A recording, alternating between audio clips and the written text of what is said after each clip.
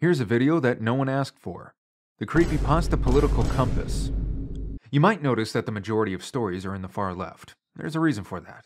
All the characters in it are mentally ill, and I wholeheartedly believe the authors are as well. A step up from that is snuff films and certain lost media. Once again, mental illness pervades. The next step up from that are video game creepypastas. You have to have a certain level of edginess to think turning a kid's game into a violent mess is interesting. Often the result of rebellious teenagers who think their parents are lame. This is where we get into the Overton window. Pen Pal is here because the main character belongs to a single mom. The centrist area is where literally nothing happens. Then we ramp up into the area of Arizona, which, if I'm remembering correctly, is a story of a couple discovering an abandoned gas station in the middle of nowhere. Presumably, it was locally owned, but forced out of business by larger companies like ExxonMobil and Shell. Farther up from that is our current economic political climate. Rampant corporatism. So much so they're covering up violent paranormal creatures for the sake of keeping tourism high. Fully to the right is not something you might expect. On the Bus. A story of a man stuck in a time loop, forced to ride a bus till he's dead.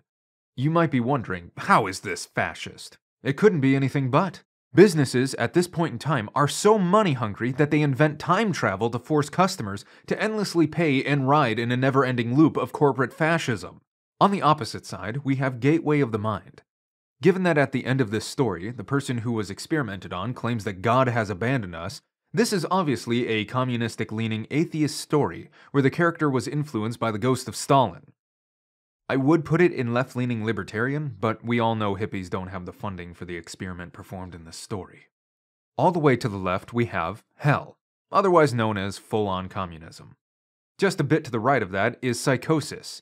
The reason this story is so far over is due to the fact that at the end it's revealed that the whole world is potentially taken over by some alien or government entity that is controlling everyone. Forced conformity. Do I need to spell it out for you? Last on the communist side is No End House. Have you seen their architecture? There aren't a lot of right-leaning libertarian stories since guns would solve the issues within the plots pretty quickly. But I was able to get one story. The Showers. Think about it. Slaves being held in an underground prison, barely kept alive, on a plantation. That's pretty anarchist.